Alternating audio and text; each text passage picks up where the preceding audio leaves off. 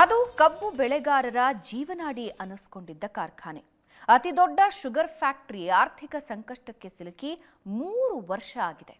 ಇದೇ ಸಚಿವ ಈಶ್ವರ್ ಖಂಡ್ರೆ ಕುಟುಂಬವೇ ಆಡಳಿತ ನಡೆಸಿದ್ರು ಈಗ ಪುನರಾರಂಭಕ್ಕೆ ಮಿನಿಸ್ಟರ್ ಫ್ಯಾಮಿಲಿ ಅಡ್ಡಗಾಲು ಹಾಕ್ತಾ ಇರೋ ಆರೋಪ ಕೇಳಿಬಂದಿದೆ. ಅಲ್ಲಿ ಸಮಸ್ಯೆ ಏನಾಗಿದೆ ನೋಡ್ಕೊಂಡು ಬನ್ನಿ.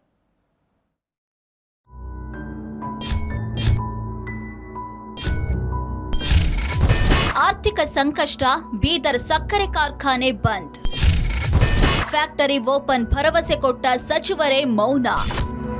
ಬೀದರ್ ಸಹಕಾರ ಸಕ್ಕರೆ ಕಾರ್ಖಾನೆ ಆರ್ಥಿಕ ಸಂಕಷ್ಟಕ್ಕೆ ಸಿಲುಕಿ ಬರೋಬ್ಬರಿ 3 ವರ್ಷ ಕಳೆದಿದೆ. ಸದಾಕಾಲ ಜನಚಂಗುಳಿಯಿಂದ ಇರ್ತಾ ಇದ್ದ ಫ್ಯಾಕ್ಟರಿ ಗಿಡ ಗಂಟಿ ಬೆಳೆದು ಪಾಳು ಬಿದ್ದಿದೆ. ಕಬ್ಬು ಕ್ರಷಿಂಗ್ ಇಲ್ಲದೆ ರೈತರು ಸಂಕಷ್ಟ ಅನುಭವಿಸ್ತಾ ಇದ್ದಾರೆ. DCC bank, apex bank, SBI ಸೇರಿ 350ಕ್ಕೂ ಹೆಚ್ಚು ಕೋಟಿ ಸಾಲದ ಸುಳಿಗೆ ಸಿಲುಕಿದ್ದ ಕಾರ್ಖಾನೆಯ 143 ಎಕರೆ ಭೂಮಿಯನ್ನ ಕಳೆದ ವರ್ಷ ಸೆಪ್ಟೆಂಬರ್ನಲ್ಲಿ ಡಿಸಿಸಿ ಬ್ಯಾಂಕ್ ಕಬ್ಜಾ ಮಾಡಿತ್ತು. ಜೊತೆಗೆ ಯಂತ್ರೋಪಕರಣಗಳನ್ನ 184 ಕೋಟಿಗೆ ಡಿಸಿಸಿ ಬ್ಯಾಂಕ್ ಹರಾಜು ಮಾಡಿತ್ತು.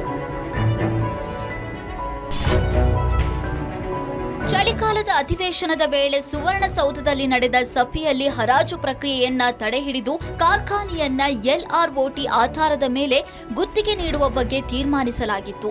ಆದರೆ ಅಂದಿನಿಂದ ಇಲ್ಲಿಯವರೆಗೂ ಬಿಎಸ್ಎಸ್ಕೆ ಫ್ಯಾಕ್ಟರಿ ಪುನಾರಂಭವಾಗಿಲ್ಲ. ಇನ್ನು ಜಿಲ್ಲಾ ಉಸ್ತುವಾರಿ ಸಚಿವ ಈಶ್ವರ್ ಖಂಡ್ರೆ ನೋಡೋಣ ಮಾಡೋಣ, ಸಿಎಂಗೆ ಭೇಟಿ ಮಾಡಿ ಚರ್ಚಿಸ್ತೇನೆ ಅಂತ ಕಾಲಹರಣ ಮಾಡ್ತಿದ್ದಾರೆ. ಕಾರ್ಖಾನೆ ಮುಗಿಸಲು ಸಚಿವರೇ ಮುಂದಾಗಿದ್ದಾರೆ ಅಂತ ಫ್ಯಾಕ್ಟರಿ ಅಧ್ಯಕ್ಷ ಸುಭಾಷ್ ಕಲ್ಲೂರ್ ಆರೋಪಿಸಿದ್ದಾರೆ. ಮತ್ತು ಅವರು ನಮ್ಮ ಈಶ್ವರ್ ಖಂಡ್ರೆ ಗಳಿಗೆತ್ಕೊಂಡು ಏನು ಹೇಳ್ತಾರೆ, ಭಾವನಾತ್ಮಕ ಸಂಬಂಧ ಇದೆ. ಈ ಫ್ಯಾಕ್ಟ್ರಿಯಿಂದ ನಮ್ಮ ಮುಂದೆ ಬಂದಿರಿ, ಈ ಫ್ಯಾಕ್ಟ್ರಿಯಿಂದ ರಾಜಕೀಯ ಬಂದಿರಿ, ಫ್ಯಾಕ್ಟ್ರಿಯಿಂದ MLA ಆಗಿರಿ, ಫ್ಯಾಕ್ಟ್ರಿಯಿಂದ ನಾನು ಮಂತ್ರಿ ಆಗಿನಿ ಅಂತ ಹೇಳಿದಾಗ ಈ ಫ್ಯಾಕ್ಟ್ರಿ ಉಳಿಸ್ಕೋಬೇಕಲ್ಲ ನೀವು. ಖಂಡ್ರೆ ಅವರು ಇದ್ರ ಬಗ್ಗೆ ಮತ್ತು ಮುತುವರ್ಜಿ ವಹಿಸಿ ಮಂತ್ರಿ ಯಾರ ಮಾಡ್ಬೇಕು ಕೆಲಸ ಲೀಡ್ ಕೊಡಲಿ. ಅವರೇ ಜಿಲ್ಲಾ ಮಂತ್ರಿ ಯಾರ, ಮಗ MP ಯಾರ, ಎಲ್ಲ ಒಂದೇ ನಮ್ಮ ಜಿಲ್ಲಾದ ಕುಟುಂಬ, ಒಂದು ಕುಟುಂಬದಲ್ಲಿ ಇವತ್ತು ಅಧಿಕಾರ ಅದ. ನೀವು ಕೆಲಸ ಮಾಡಿ ಸರ್, ಕೆಲಸ ಮಾಡೋಕ್ಕೆ ಬಂದಿರಲಿಲ್ಲ, ಕೆಲಸ ಮಾಡಿ. ಕಾರ್ಖಾನೆ ನಡೆಸೋದಕ್ಕೆ 4-5 ಜನ ಫ್ರಾಂಚೈಸಿಗಳು ಮುಂದೆ ಬಂದಿದ್ದಾರೆ. ಡಿಸಿಸಿ ಬ್ಯಾಂಕ್ 50 ಕೋಟಿ ಮುಂಗಡವಾಗಿ ಮತ್ತು ತಿಂಗಳಿಗೆ 10 ಕೋಟಿ ನೀಡೋದಕ್ಕೆ ಡಿಮ್ಯಾಂಡ್ ಮಾಡಿತ್ತು. ಆದ್ರೆ 40 ಕೋಟಿ ರೂಪಾಯಿ ಕೊಡೋದಕ್ಕೆ ಒಪ್ಕೊಂಡಿದ್ರು ಕೂಡ ಈಶ್ವರ್ ಖಂಡ್ರೆ ಮನಸ್ಸು ಮಾಡಲ್ವಂತೆ. ಸದ್ಯ ಎನ್ಸಿಡಿಸಿಯಿಂದ 550 ಕೋಟಿ ರೂಪಾಯಿ ಸಾಲಕ್ಕಾಗಿ ಪತ್ರ ಬರೆಯಲಾಗಿದೆ. ಸರ್ಕಾರಿ ಎನ್ಸಿಡಿಸಿಗೆ ಗ್ಯಾರಂಟಿ ನೀಡಿದ್ರೆ ಸಾಲ ಮಂಜೂರಾಗುತ್ತೆ. ಫ್ಯಾಕ್ಟರಿಗೆ ಇರುವ ಎಲ್ಲಾ ಸಾಲ ಮರುಪಾವತಿ ಮಾಡಿ ಫ್ಯಾಕ್ಟರಿಯಲ್ಲಿ ಎಥನಾಲ್ ಮತ್ತು ಕೋಸಾನ್ ಘಟಕಗಳನ್ನ ಸ್ಥಾಪಿಸಬಹುದು. ಆದ್ರೆ ಸಚಿವರು ಕೆಡಿಪಿ ಸಭೆಯಲ್ಲಿ ಚರ್ಚಿಸಿ ಸುಮ್ಮನಾಗಿದ್ದಾರಂತೆ. ನೋಡ್ರಿ, ನಮ್ಗೆ ಇದ್ರ ಬಗ್ಗೆ ಭಾವನಾತ್ಮಕ ಸಂಬಂಧ ಇದೆ. ಫ್ಯಾಕ್ಟ್ರಿ ಉಳಿಸ್ಬೇಕಂತ ನಮ್ಗೆ ಎಷ್ಟು ಕಳಕಳಿ ಇದೆ. ಮಾಡ್ದೇವು, ರಾತ್ರಿಗೆಲ್ಲ ಶಮನ ಮಾಡ್ದೇವು, ಹಾಳು ಮಾಡ್ಬಿಟ್ರಲ್ಲ. ಏನ್ ಮಾಡೋರಿ? ಉಪಾಧ್ಯಕ್ಷ ಇದ್ರಿ ನೀವು, ಏನ್ ಮಾಡಿದ್ರಿ? ಕಾಲಾಗೆ ಬಂದಾಯ್ತಲ್ಲಪ್ಪ. ಆದ್ರೆ ಇದಕ್ಕೆ ಬಹಳಷ್ಟು ಆರ್ಥಿಕ ಸಮಸ್ಯೆಗಳಿದ್ದಾವೆ, ಕಾನೂನಾತ್ಮಕ ಸಮಸ್ಯೆಗಳು ಇದಾವೆ. ಇವೆಲ್ಲವೂ ಬಗೆಹರಿಸಬೇಕು ಅಂದ್ರೆ ಮುಖ್ಯಮಂತ್ರಿಯವರು ಮಾತ್ರ ಮಾಡಲಿಕ್ಕೆ ಸಾಧ್ಯ ಇದೆ.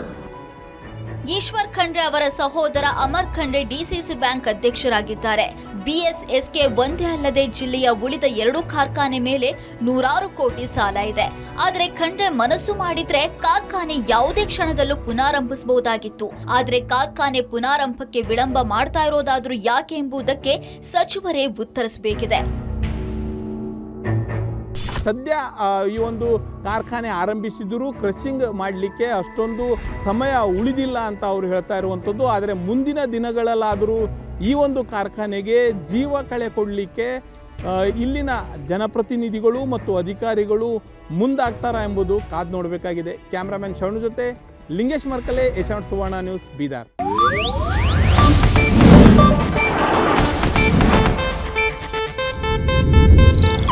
ಇದು ಏಷ್ಯಾನೆಟ್ ನ್ಯೂಸ್ ನೆಟ್ವರ್ಕ್ ಪ್ರಸ್ತುತಿ.